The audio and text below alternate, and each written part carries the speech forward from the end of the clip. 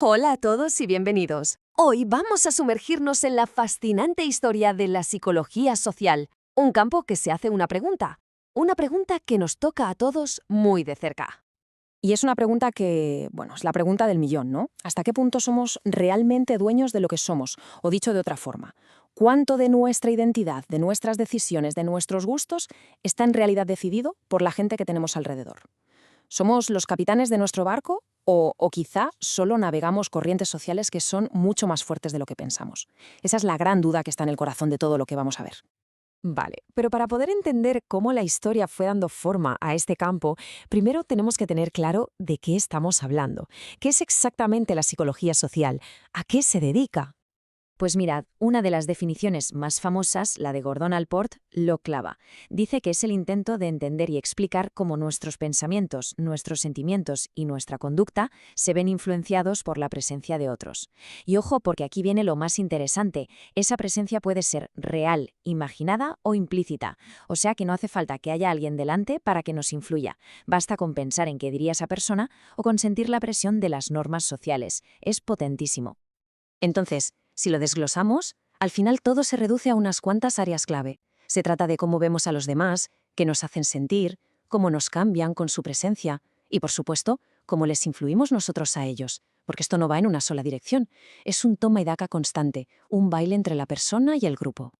Y precisamente ese baile del que hablamos nos lleva directamente al gran debate que partió en dos a la psicología social en sus inicios. Porque claro, no todo el mundo estaba de acuerdo en cómo estudiar esa influencia. Había dos bandos.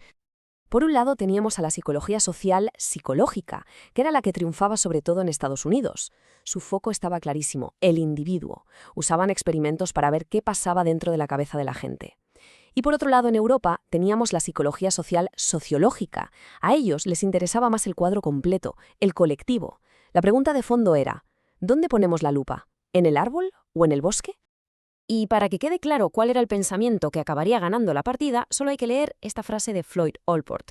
Es demoledora. No hay psicología de los grupos que no sea esencial y totalmente una psicología de los individuos. Vamos, lo que venía a decir es olvídense del grupo como una entidad propia. Si quieren entenderlo, estudien a las personas una por una. Una declaración de intenciones en toda regla. Pero, ¿sabéis qué? Este debate tan interesante no se decidió en un congreso de académicos con café y pastas. No. Se decidió por la fuerza bruta de la historia. Unos acontecimientos terribles iban a cambiar las reglas del juego para siempre. Hablamos, claro, del auge del nazismo en los años 30 y 40. Esto provocó una auténtica fuga de cerebros. Muchos de los grandes pensadores europeos, los que defendían esa visión más centrada en el grupo, tuvieron que escapar para salvar la vida. Y la gran ironía es, ¿dónde acabaron muchos de ellos? Pues en Estados Unidos, justo en el epicentro de la visión que ponía al individuo por encima de todo. Y esto nos lleva a una de las frases más duras y reveladoras de la historia de la ciencia. Atentos. Darwin Cartwright llegó a decir, si me preguntaran quién ha tenido el mayor impacto en el desarrollo de la psicología social moderna, tendría que nombrar a Adolf Hitler. Es una frase terrible, lo sé, pero es que encierra una verdad brutal. La Segunda Guerra Mundial no solo forzó a la psicología social a hacerse las preguntas más difíciles sobre la obediencia, el conformismo, el prejuicio, sino que además, como vimos, movió físicamente a las mentes que iban a intentar responderlas.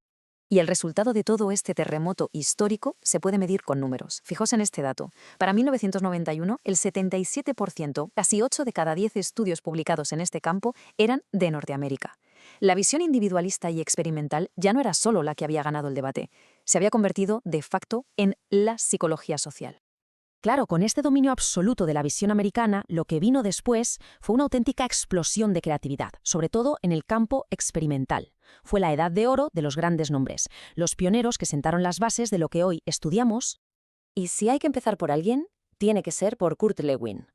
A él se le conoce como el padre de la psicología social moderna, y es que su propia vida es un reflejo de esta historia. Un psicólogo alemán, con toda la carga teórica europea, que huye a Estados Unidos y allí la mezcla con el pragmatismo americano. La fusión perfecta. Lewin nos regaló ideas que hoy nos parecen de cajón, como la dinámica de grupos o el estudio de los estilos de liderazgo. Pero quizás su idea más revolucionaria fue la investigación a acción.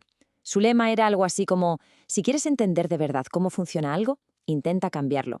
Pura ciencia aplicada. Dejó de lado la teoría para mancharse las manos con problemas reales. Y de un gigante pasamos a otro, Leon Festinger, que fue alumno de Lewin. Si Lewin ponía el foco en lo que pasaba entre las personas, Festinger hizo zoom y se metió dentro de la cabeza de una sola persona para ver qué pasaba allí. Festinger es el responsable de dos teorías que son, historia de la psicología. Por un lado, la disonancia cognitiva. Esa sensación tan incómoda cuando haces algo que va en contra de lo que piensas, eso es disonancia cognitiva. Y por otro lado, la teoría de la comparación social, que básicamente dice que no podemos evitar medir nuestro propio valor comparándonos con los demás. Dos ideas potentísimas que, de nuevo, se centran en la mente del individuo. Pero claro, este modelo tan made in USA no podía ser la única respuesta. El mundo es mucho más grande y complejo. Y con el tiempo, como era de esperar, empezaron a alzarse otras voces desde otros lugares diciendo, oye, un momento, ¿seguro que esto que estudiáis en vuestros laboratorios de allí nos sirve a todos por igual? Una de las voces más potentes surgió en América Latina, a partir de los años 60. No fue solo una nueva teoría, fue una auténtica reacción, una forma de decir, basta ya de importar modelos que no tienen nada que ver con nuestros problemas. Y así nació una psicología social diferente, una que estaba totalmente comprometida con la realidad política y social de su gente. Y sus principios, como vemos aquí, son radicalmente distintos. Lo primero, el compromiso. La ciencia no es neutral, tiene que servir para cambiar las cosas a mejor. Lo segundo, la metodología. Se desconfía del laboratorio, se prefiere ir a donde está la gente.